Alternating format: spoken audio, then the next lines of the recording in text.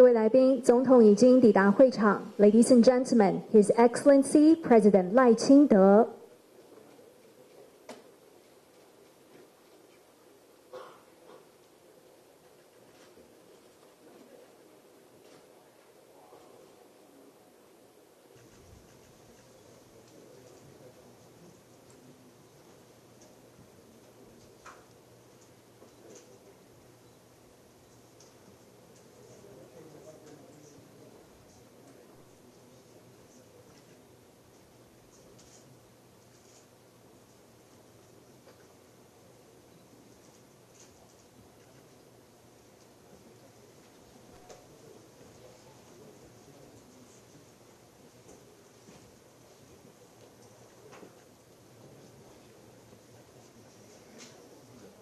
各位来宾，欢迎莅临由台湾民主基金会驻台北以色列经济文化办事处以及德国在台协会所主办的2025国际犹太大屠杀纪念会。Ladies and gentlemen, welcome to 2025 International Holocaust Remembrance Day ceremony, organized by Taiwan Foundation for Democracy, Israel Economic and Cultural Office in Taipei, and German Institute Taipei. 2005年，联合国大会通过将1月27日，也就是奥斯威辛集中营解放的周年，定为国际犹太大屠杀纪念日，来纪念在纳粹大屠杀中罹难的600万犹太人和其他数百万的受害者。In 2005, the United Nations designated January 27th the anniversary of the liberation of Auschwitz concentration camp as International Holocaust Remembrance Day to honor the 6 million Jewish victims of the Holocaust and millions of other victims of Nazism. 在台湾驻台北以色列经济文化办事处以及德国在台协会也从2016年开始每年举办纪念活动，希望让台湾的社会也能够了解这段历史和人权课题。Since 2016, the Israel Economic and Cultural Office in Taipei and German Institute Taipei have co-hosted events in Taiwan each year, not only to commemorate the International Holocaust Remembrance Day, but also for the Taiwanese society to learn more about the Holocaust and its significance in the advancement of human rights. To begin with, it is our great honor today to welcome a special guest from Israel, Ms. Orly Sela. 今天纪念会一开始，我们非常荣幸能够邀请到一位来自于以色列的特别来宾 Orly Sela 女士。Orly 是犹太大屠杀幸存者的第3代后裔，多年来她肩负着一项特别而且深刻的使命，也就是以第一人称的方式来讲述她祖母的故事，成为记忆的守护者和传承者。她是记忆传承大使计划的推动者之一，透过深情的叙述，让历史得以延续，也让记忆能够持续的发生。Orly is a third-generation descendant of a Holocaust survivor. For many years, she has carried a deeply meaningful mission. That is to tell the life story of her grandmother in the first person, becoming both a guardian and transmitter of memory. As a key contributor to the Remembrance Ambassador in First Person Initiative, she shares these stories with great empathy and conviction, ensuring that history continues to live and that memory continues to speak. Orly 从小和她的祖母 Judith Bix 共同生活，并且也陪伴祖母走过人生的最后岁月。今天 Orly 将带来祖母的故事，不只是历史的重现，更让我们思索人性如何在极端黑暗中仍发出微光。Orly grew up living with her grandmother, Judith Bix, and was by her side through her final years. Today, Orly will share her grandmother's story, and through her words, we will hear the quiet strengths of a life lived through darkness and reflect on how light can still emerge from humanity, even in the darkest of moments.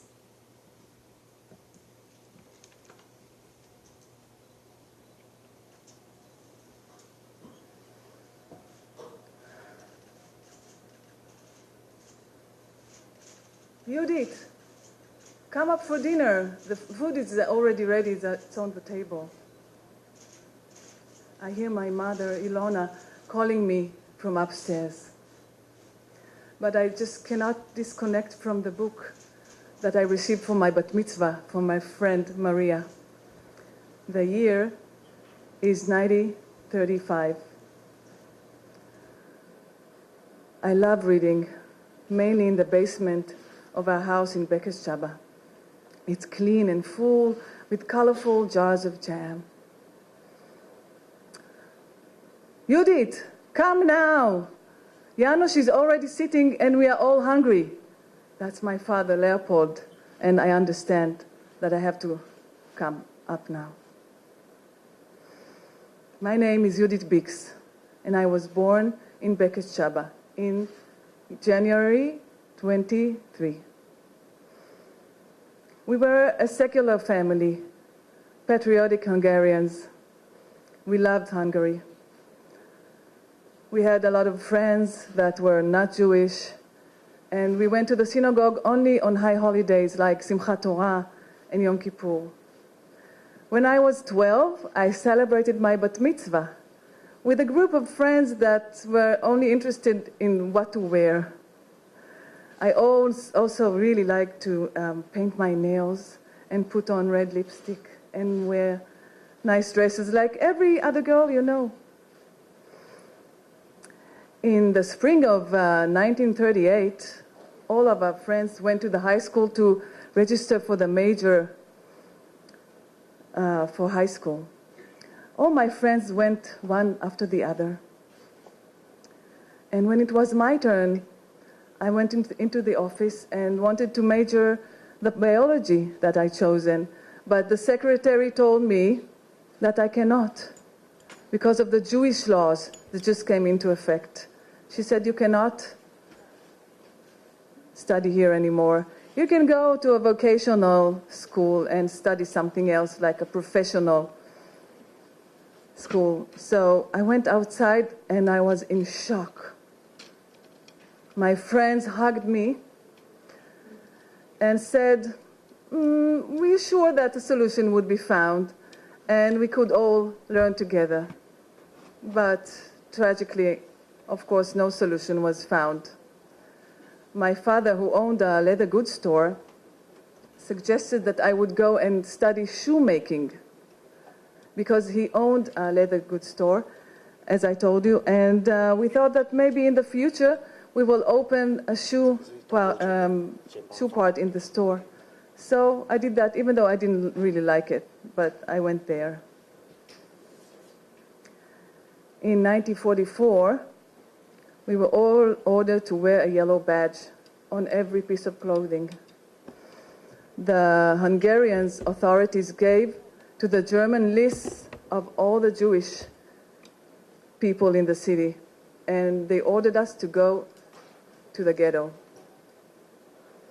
My parents were lucky to find work in a farm not so far, and we went there and worked for food. It was just labor without salary, and my parents, who were city people, were really not coping with the situation, but we tried to help them, me and my beloved brother Janos. We told them that maybe when things would calm down, we go back home and stay together and start to live like we normally lived. We started to hear rumors that they are taking the Jews from the ghetto by trains to an unknown destinations. My parents bought cyanide pills and told us, you two are young people. You'll fled Hungary. We don't want to burden you. We will take the pills and commit suicide. You cannot do that, I told them. Let's do it together. Stay as a family. We will help you. And one day, as I said, we go back home. And now, when I'm much older, I'm an old woman, I think maybe I shouldn't have convinced them to not commit suicide because, as you'll hear later, my father almost made it to the liberation, but he perished from hunger. And my mom, my dear mom, Ilona, she was burned in Auschwitz. Eventually, we had to leave the farm and went to the train station area in Bekeshaba. We were there for 3 weeks in an overcrowded situation of Jews coming and coming and coming from all over the region. And then they started to put us on the trains, the famous cattle trains. I'm sorry, I'm so emotional. I don't really remember what day they put us on the train or how many days the journey took. I do remember that we never separated, my brother, my mother, my father, and me, Judith. We were really stuck together because it was so crowded inside. No windows, as I told you, it was cattle trains. It wasn't meant for human, as the trains that you all know. No food was available. I don't remember if we ate at all. No air was available as well because the small windows up there were closed. Sometimes the train stopped, but the doors never opened. There was a bucket on the side of the carriage for defecating, but we couldn't reach it, of course, because it was so crowded inside and scary. I was about 19. Yeah, it was horrible. And finally, the train came to a stop. The doors opened. The light was so bright after this darkness inside the train. Immediately heard screams of Germans, "Schnell, schnell, get out of the train." Barks, big dogs are barking. I was looking around and saw so many people wearing rags, looking inhumane. I heard screams. I saw big chimneys spitting black smoke without stopping. I thought, did I get to hell? No, it was Auschwitz. They immediately separated us to 2 rows of men and women. My brother, Janos, went with our father, and I went with my mother. We were walking, and at the end of the column, sat on a high chair, a German officer wearing a white robe. Later, I found out his name was Mengele. May his name and memory be erased forever. So, my mom suffered from the train ride so bad, so she broke her tooth, and she looked so much older than her real age was 48.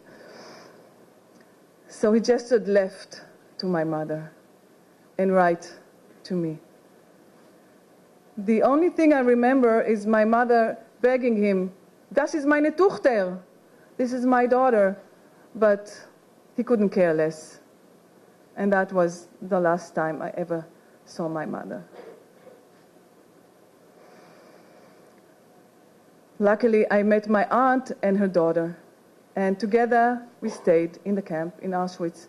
Every day, Mengele arrived, sat on a high chair, and we had to go naked, and he chose women as he saw fit. Later, we found out about the experiments that he did in these women. He chose me more than once, but luckily, and I don't know how, instinctively, I managed to hide, and if not, I wasn't here to tell the story. I have stories about every hour in Auschwitz.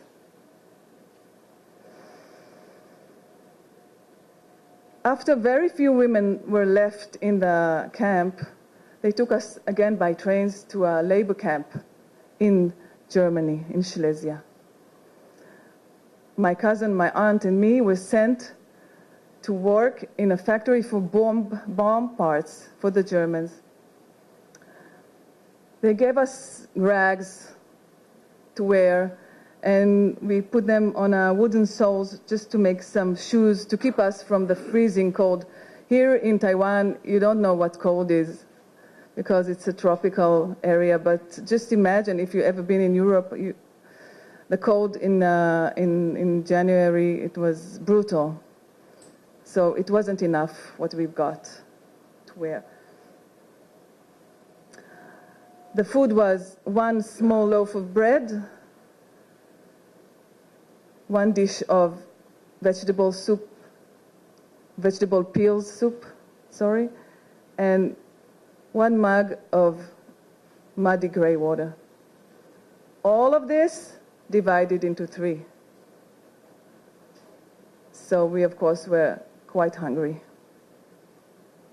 So everything you could get and put your hand on, you would sell just to get through the day, to get some food. I didn't have anything to barter with, so I bartered the other way around. I didn't eat my bread. I kept it in my pocket.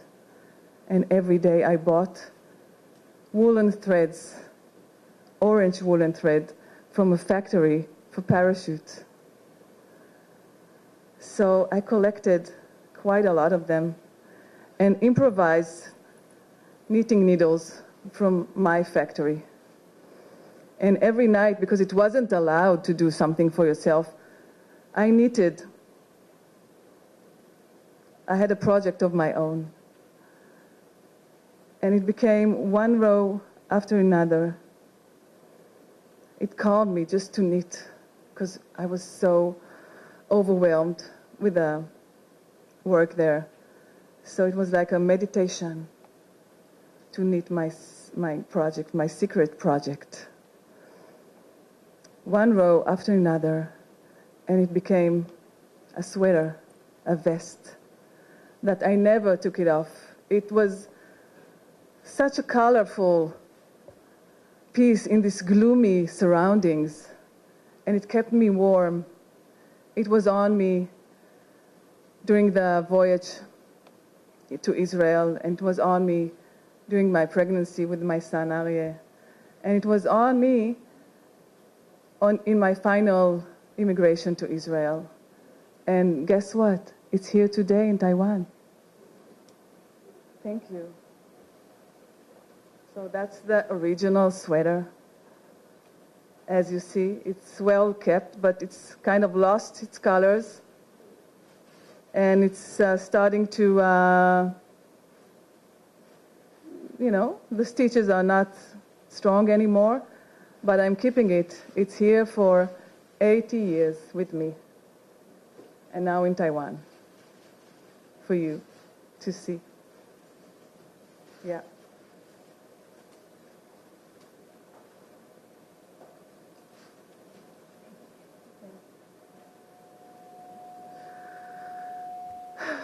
The Germans started to understand that the Soviet army is approaching. So they understood also that they couldn't complete the mission of killing us all. So they stole everything they can and left. One morning we woke up to a camp. No Germans, no Nazis. We are free. The Ukrainians liberated our camp in 1945. But they also shouted at us, until now you did nothing. Go and work if you want to eat. Where can we work? Nobody got anything to give us because Europe was also in a very difficult situation. We managed to find something just to get some food stamps. And after a few weeks or a month, I don't remember, we tried and wanted to go back to Hungary. So we got some documents and begin to approach the border. I remember that we were at a big central station in Slovakia border. It was packed with Hungarian soldiers that wanted to go back home and war prisoners, but no Jews, not at all. We stood out by our appearance. We were very skinny and bald and wore rags and full of wounds. The guards in the entrance of the station would not let us in. What would I do now? I spotted some horse traders that were moving freely across Europe. So I asked them, maybe you can help me to get home.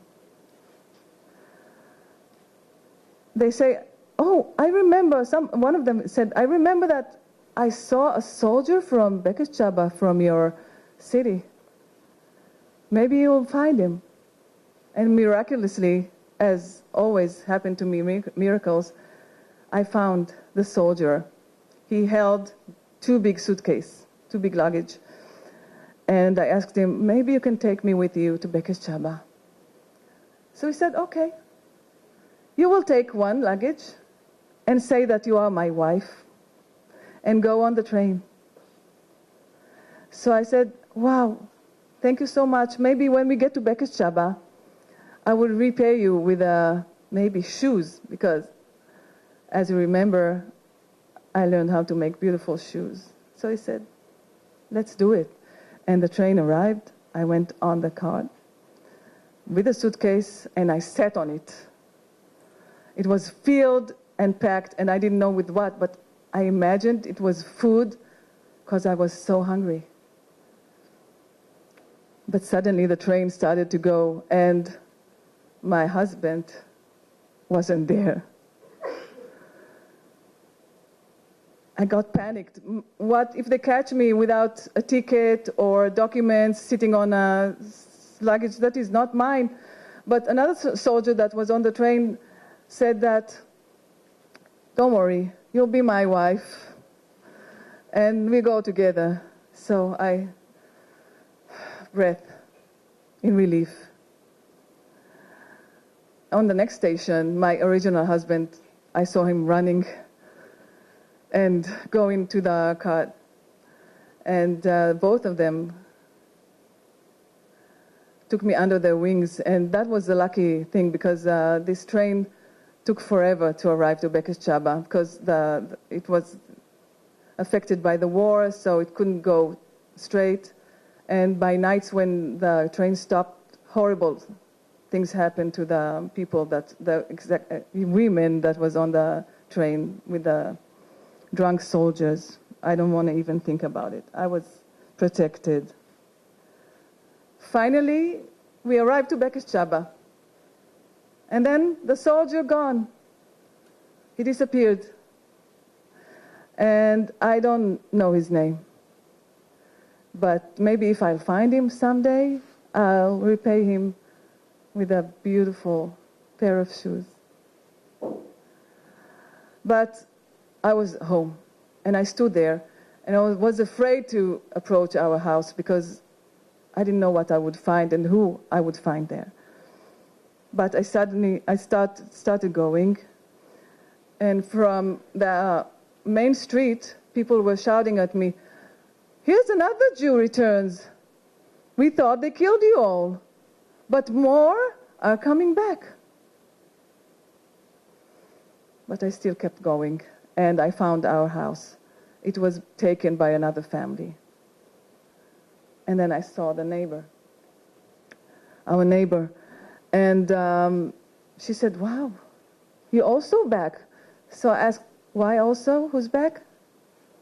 She said, "Your brother Janos was here like 2 weeks ago. Do you know where he went?" "I think he went to Romania, to your uncle." So immediately, I took a train to Romania and finally met my dear brother. I think we hugged for a whole day. He showed me the number on his hand, because I don't have a number, and told me a little bit of what he did in those years, because it was too difficult for him to share the story. He told me about our dear father that was perished from hunger, as I told you. And we decided that the only place for us to go is Israel. So we went to a place in Germany that they taught us how to work in the farms of Israel, how to cultivate the land, taught us Hebrew. And then I met my husband Shmuel. And together we took a boat that was meant to take us to Israel. It was an illegal immigrant ship. And I fell pregnant during this voyage. But for these horrible conditions, I lost and miscarried. When we arrived to Haifa, the British soldiers were waiting for us on the dock with firearms and told us we have to go to Cyprus, to interment camp. We were there for 1 year. I also fell pregnant there again. And luckily, I had the chance to leave this pregnancy because it was the only chance I could have a baby. And that's my son, Arya. When I was 9 months pregnant, they gave us special permission to go to Israel. And we were looking for a family, a new family, a community. So we found a village, a moshav, in the northern part of Israel called Moledet. It was a beautiful place. It is a beautiful place. And my son got married to Rina from the moshav, and they have 3 wonderful girls. And when I'm now all the time with my family and friends and community, I'm looking back and reflecting and thinking, are all those stories happened to just one woman?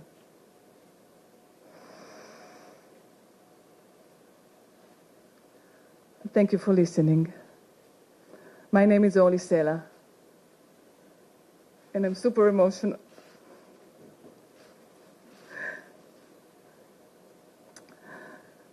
Thank you for inviting me to Taipei. Because my grandma Judith and I had a very big and close connection.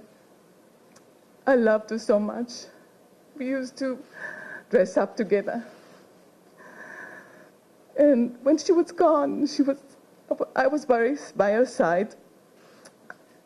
And since then, it's 20 years or something like that.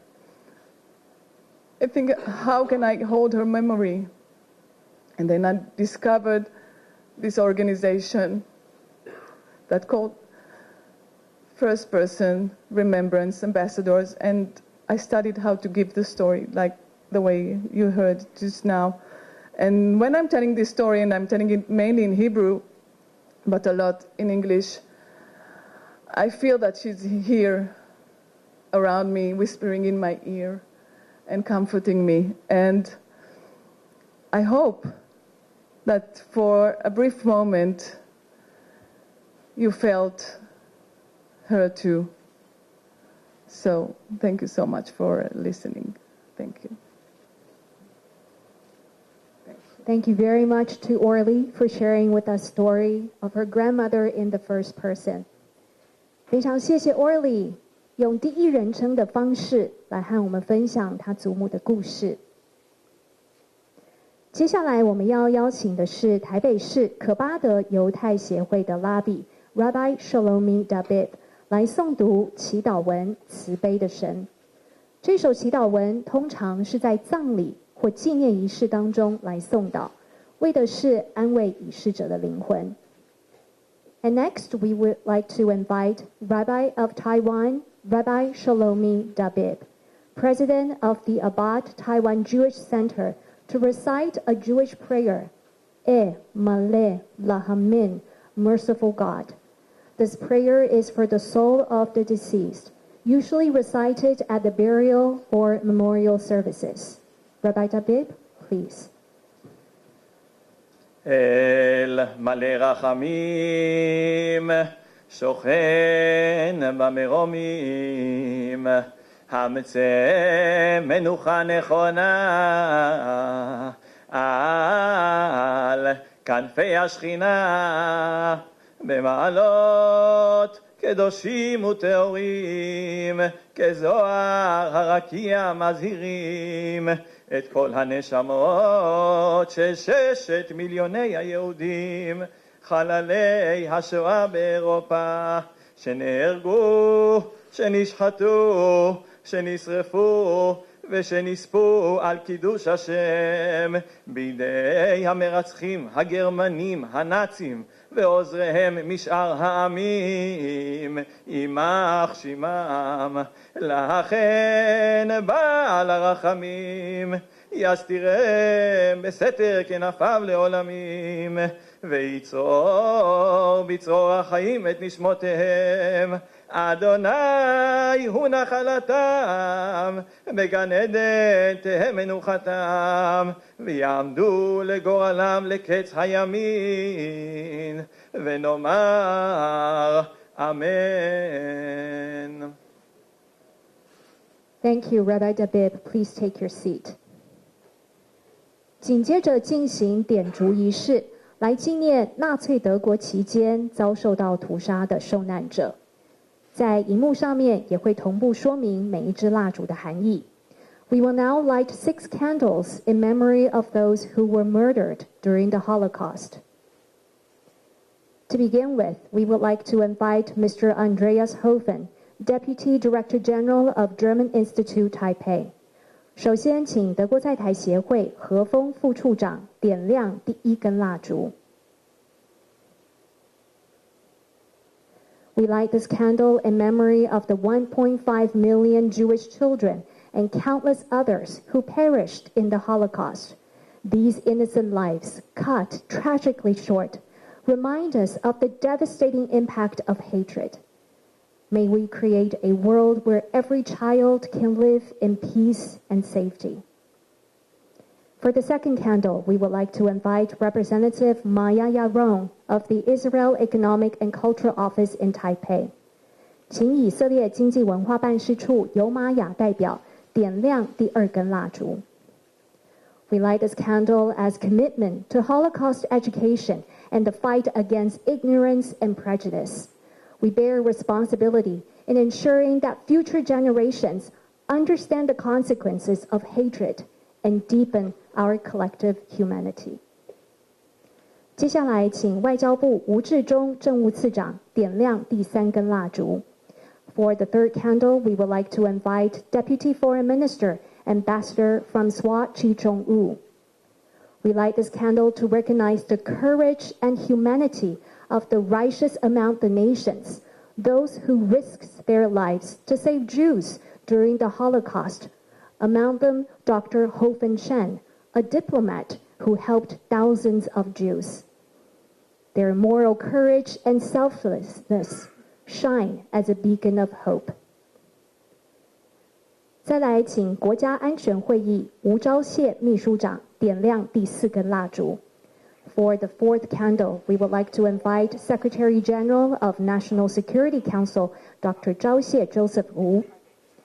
We light this candle for our collective hope for a world free from anti-Semitism, racism, and all forms of discrimination. May it shine brightly and guide us towards peace, understanding, and mutual respect. 接下来，请台湾民主基金会韩国瑜董事长点亮第5根蜡烛。For the fifth candle, we would like to invite Chairman of Taiwan Foundation for Democracy, Mr. Daniel Han. We light this candle to honor the resilience and strengths of Holocaust survivors. Their stories are a powerful reminder of the human spirit's capacity to overcome darkness and despair, and we bear responsibility to carry their legacy to future generations. May this light symbolize hope and renewal. 最后，让我们恭请赖清德总统点亮第6根蜡烛。For the 6th candle, we would like to invite His Excellency President Lai Ching-te. We light this candle in remembrance of the 6 million Jewish lives lost during the Holocaust. May their memory be a beacon that guides us towards a world of compassion and understanding, ensuring such atrocities are never repeated. 接下来我们进行合影 We will now take a group photo. 请各位先看向中间摄影师的镜头 Please look into our photographers in the center.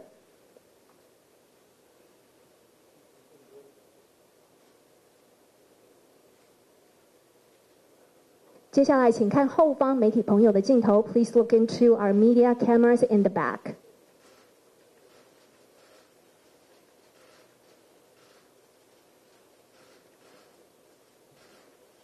Thank you. Please remain on the stage. 我们接下来邀请以色列议员代表团一起上台合影。And now we would like to invite delegates from the Knesset on the stage for another group photo.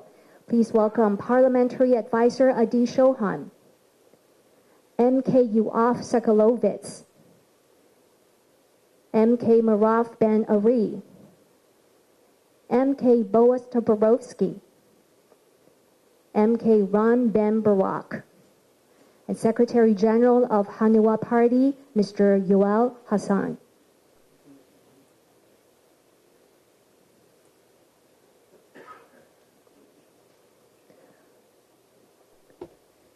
Once again, please look into our photographers in the center together.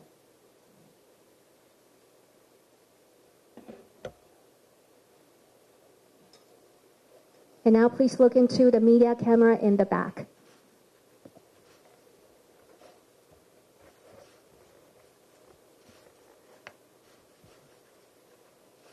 Thank you very much. Please take your seats. 谢谢各位长官的配合，请大家回座。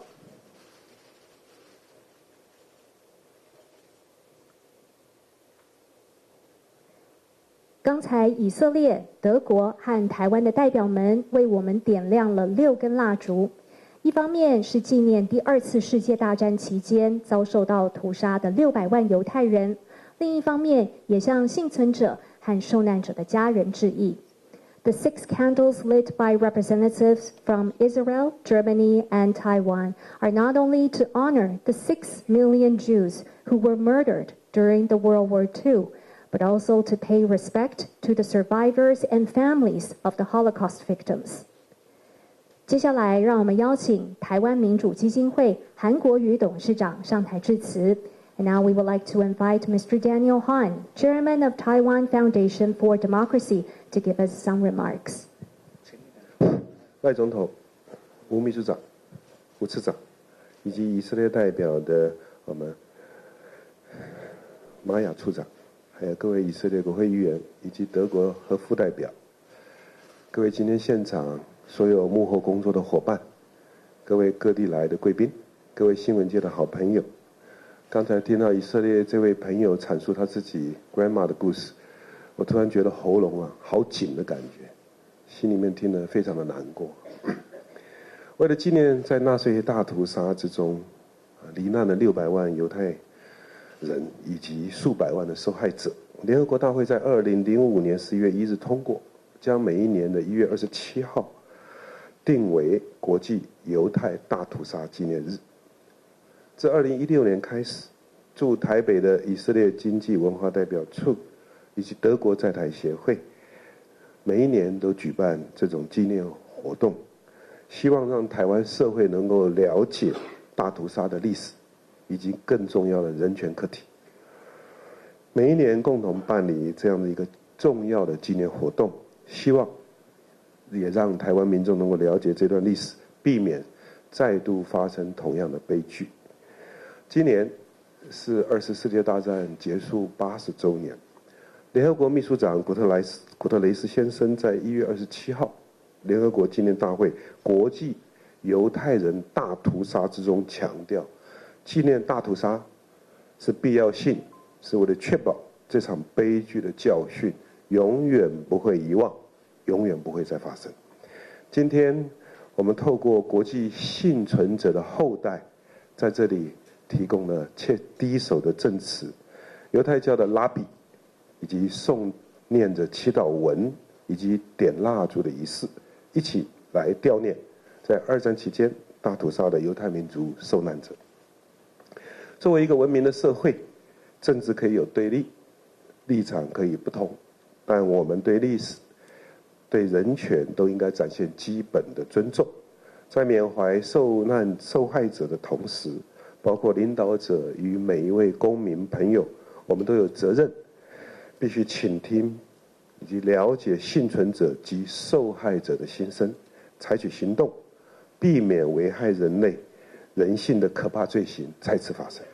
台湾民主基金会成立以来，我们所信奉的核心价值以及理念，是为民主及人权是民主国家共同的语言，更是全球民主同盟共同坚守的普世价值。透过今天的这样的一个纪念活动，我们希望能够让台湾的民众更深刻地了解这段历史，同时也能学习以色列与德国如何能够面对历史的悲剧，又能够再一次共同的携手努力，避免同样的悲剧再次发生。最后要再一次感谢远道而来的以色列的国会议员，还有很多幕后工作的伙伴们，希望世界能够永保和平，祝福大家。谢谢董事长，请董事长回座。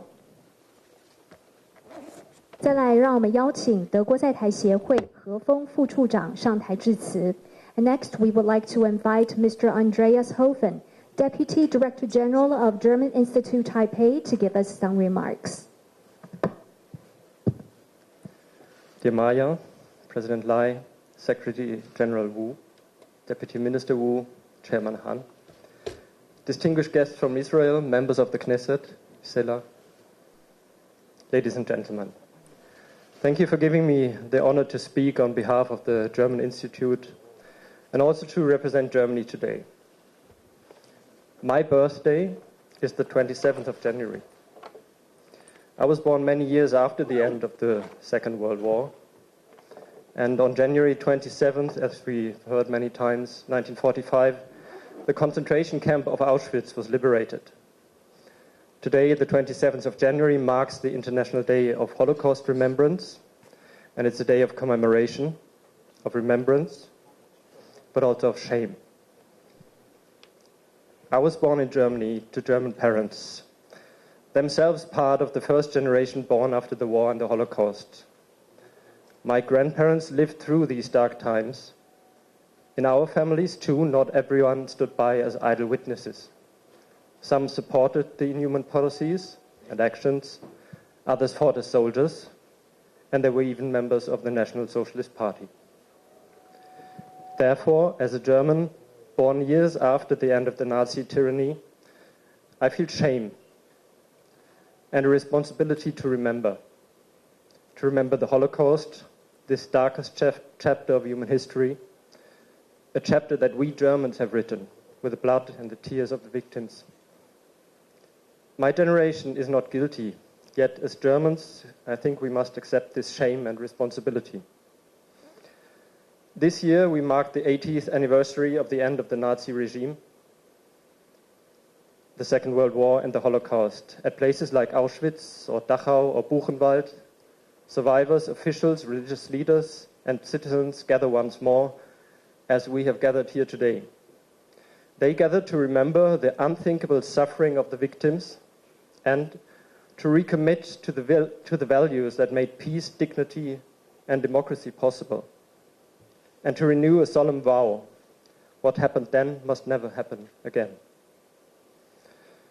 In Germany, the culture of remembrance has become a cornerstone of our democracy. It teaches us that freedom is fragile and that the seeds of hatred and indifference must never be allowed to take root again. But Germany's journey of remembrance is neither perfect nor can it ever be completed. And we must never feel too confident. Memory, too, can be very fragile. According to a recent survey, over 50% of Germans believe it's time to draw a line under the Nazi past. And these are not just numbers, these are signs of erosion of empathy, of awareness, of historical responsibility, and of the core of our democracy and humanity. Across Germany and Europe, we are witnessing dangerous attempts to rewrite history, to minimize crimes, and to discredit places of memory. In Buchenwald and other memorials, right-wing extremists have sought to distort what these sites stand for, even in the last years. The Italian writer Primo Levi, in his work, describes the mechanism of denial by quoting a German SS soldier speaking to a Jewish prisoner. However this war may end, we have won the war against you. None of you will be left to bear witness. But even if some of you survive, the world would not believe you.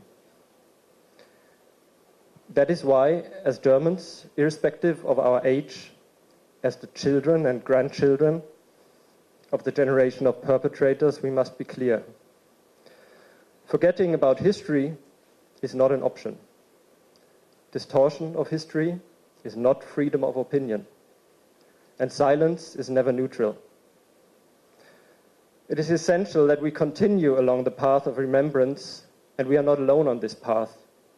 Taiwan and Israel both know the power and the pain of history and remembrance. In Israel, the memory of the Shoah, as I understand it, is not only about mourning, it's also about justice, and it's about resilience.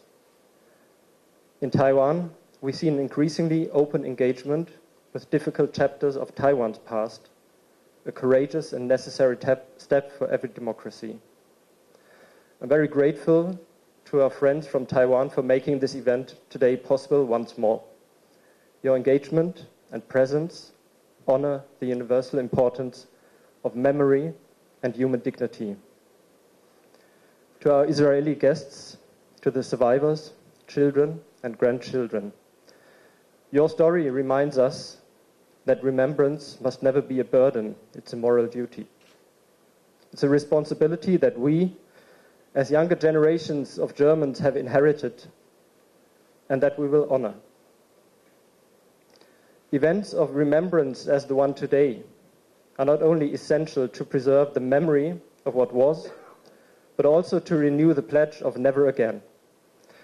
The German writer Erich Kästner put it this way: the events from 1933 to 1945 should have been fought in 1928 at the latest. Later, it was too late. One must not wait until the snowball has become an avalanche. One must crush the rolling snowball. So, let us all be vigilant as we stand together today. Let us protect the truth against denial and distortion, protect dignity against hate, protect memory against forgetting and erasure, not solely out of guilt and shame, but out of responsibility. Let us make sure that what was shall never be again. Thank you very much to Mr. Hofem. Thank you. Please take your seat. 接下来，让我们邀请驻台北以色列经济文化办事处尤玛雅代表上台致辞。And next, we would like to invite Representative Maya Yaron of Israel Economic and Cultural Office in Taipei to give us some remarks.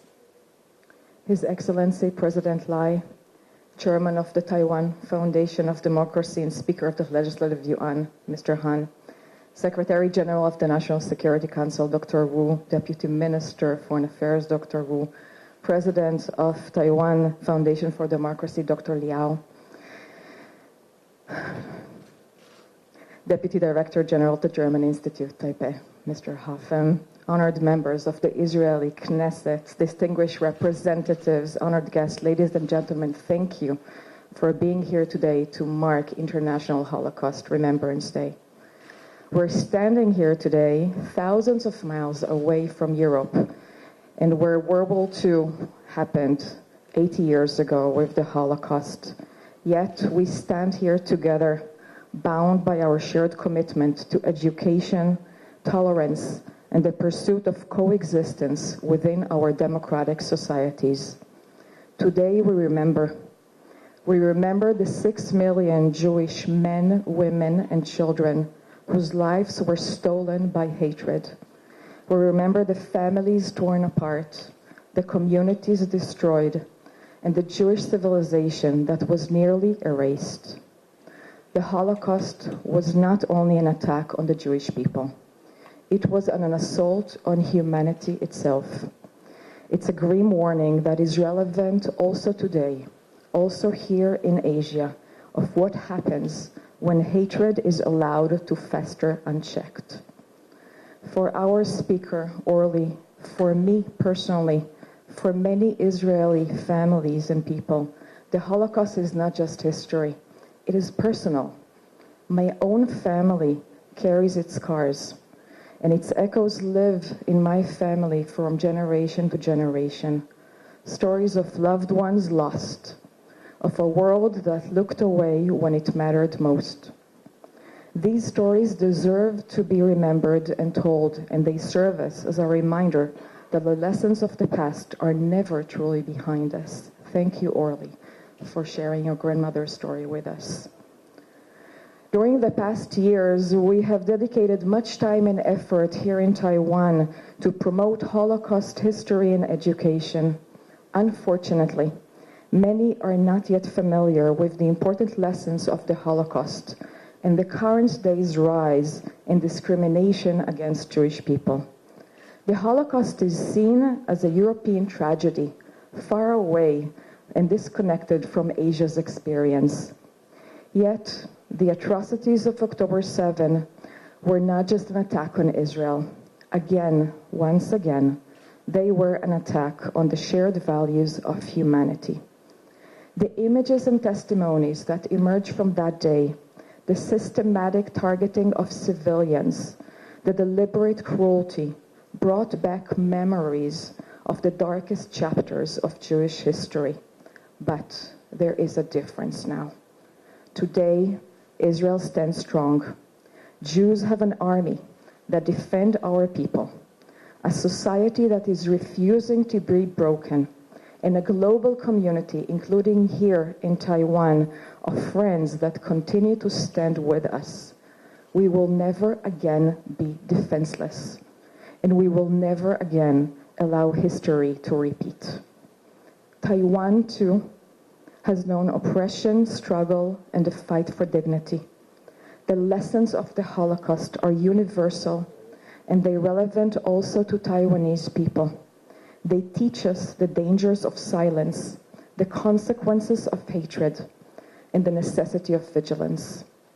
This is why the work of the Taiwan Foundation for Democracy and events like this one today matter so deeply. They ensure the memory is not just preserved but shared, that history is not just remembered but learned from. This year, Israel assumed the presidency of the International Holocaust Remembrance Alliance, a global organization dedicated to preserving the memory of the Holocaust and combating anti-Semitism. In this leadership role, we call on global partners to pledge to educate, to ensure that the memory of the Holocaust is passed on, not just as history, but as a warning and a moral obligation, to pledge to confront hate, to build bridges instead of walls, to foster understanding instead of division, and to create a future where these atrocities will never happen again. I look forward to Taiwan's government, parliament, organizations, and universities to actively join the universal pledge of the International Holocaust Remembrance Alliance definition of anti-Semitism. As long as we carry the lessons of the past with us, as long as we stand together in defiance of hatred and racism, we create together a better future and a better hope. Thank you very much. Thank you very much to Representative Yaron. 如同有代表所分享的，今天这样的纪念会活动重要而且意义深远，让大屠杀历史的记忆得以保存和分享。也希望透过纪念活动，让更多人能够感受到这段历史的真实重量，并且在我们心中种下更深的理解和尊重。接下来，让我们恭请赖清德总统上台致辞。And now, please welcome His Excellency President 赖清德。Member of the Israeli Knesset and Taiwan Friendship Group, Chair Boaz Toporowski. Israel Economic and Cultural Office in Taipei, Representative Maya Yaron. German Institute Taipei, Deputy Director General Andreas Hofem. Taiwan Foundation for Democracy, Chair韩国瑜. National Security Council Secretary General Wu Zhaoxie, Deputy Minister of Foreign Affairs Wu Zhenzong, Mrs. Oli Sarah, granddaughter of Holocaust survivors, Mrs. Jehudit Biggs, distinguished guests, good afternoon.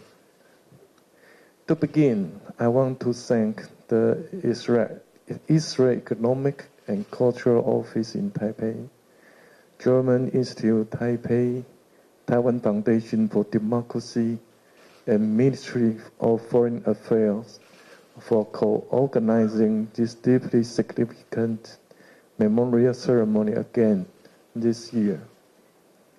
I also want to thank everyone for attending. We are here today to remember the victims of the Holocaust, express sympathy for the survivors, honor the brave individuals who protected the victims, and acknowledge all who were impacted by this atrocity. It was deeply moving to hear Mrs. Sarah share the story of how her grandmother, Jehudit Biggs, escaped the Nazi regime. I want to thank her, especially for traveling so far to attend this event. From the 1930s through World War II, the Nazi regime sought to exclude Jewish people from society. In their campaign, they perpetrated systemic genocide driven by their ideology. Policies and directives under the authoritarian Nazi regime resulted in the deaths of approximately 6 million Jews. Millions of others were persecuted, including Romanian people, persons with disabilities, the gay community, and anyone who disagreed with Nazi ideology. It is one of the darkest chapters in human history. Many countries, including Taiwan, have enacted anti-massacre legislation and observe a Remembrance Day each year. Those occasions help us remember the victims, preserve historic memory, and most importantly, reinforce our resolve to fight against hatred and discrimination. 23 years ago, Xiaologi Church in Tainan founded the Taiwan Holocaust Memorial Museum. It is the first Jewish museum in Taiwan and the second Holocaust museum in Asia. Its founding mission urged us to forget hatred and love one another, put an end to war, and advocate peace. Many of the Many of the exhibition items come from Jewish people, connecting Taiwan closer with Israel and helping Taiwanese better understand the experiences of Jewish people. In this way, we grow to more deeply cherish peace. When I was mayor of Thailand, I took part in an exhibition event at Chalokin Church. I was also invited by the Israeli government to join the International Mayors Conference in Israel, where I visited the World Holocaust Remembrance Center. I will never forget how deeply that experiences moved me. And as a result, peace and human rights became even more important issues for me. These issues are valued by Taiwan and our friends and allies. They are also important links connecting Taiwan with the world. Peace is priceless, and war has no winners. We will continue to expand cooperation with democratic partners and safeguard regional and global peace and stability. We will also continue to make greater contributions and work with the international community to defend democracy, freedom, and human rights. This year also marks the 88th anniversary of the end of World War II. However, we still see wars raging around the world. We see a resurgence of authoritarian powers, which could severely impact global democracy, peace, and prosperous development. Today's event allows for more than reflection of the past. It also serves as a warning for the future. We are reminded of the threats that hatred, prejudice, and extremism pose to humanity. But we are also reminded that morality, democracy, and respect for human rights are powerful forces against violence and tyranny. We must never forget history. We must overcome our differences and join in solidarity for a better future. Let's work together to ensure that the next generations live in a world that is more just and more peaceful. Thank you. Thank you very much to President Lai. 谢谢总统，非常感谢总统莅临今天的纪念会，让我们恭送总统离场。Ladies and gentlemen, let us once again thank President Lai for attending the event today. 各位来宾，我们今天聚集在一起，不只是纪念犹太大屠杀的历史，同时也期许大家持续的努力，为我们的后代建立一个更自由、更有包容力的社会。Ladies and gentlemen, we gather here today not only to remember the historical meaning of the Holocaust, but also to remind us to continue striving to build a more tolerant and free society for our future generations. 今天我们的纪念会活动到这边圆满的告一个段落，非常感谢大家的参与。Ladies and gentlemen, this concludes the event today. Thank you very much for joining us. 再一次谢谢各位今天的莅临。离场的时候也请记得您随身携带的物品。祝福各位健康、平安、顺心。Thank you once again for joining us today. Please don't forget your personal belongings as you leave. Thank you and good day.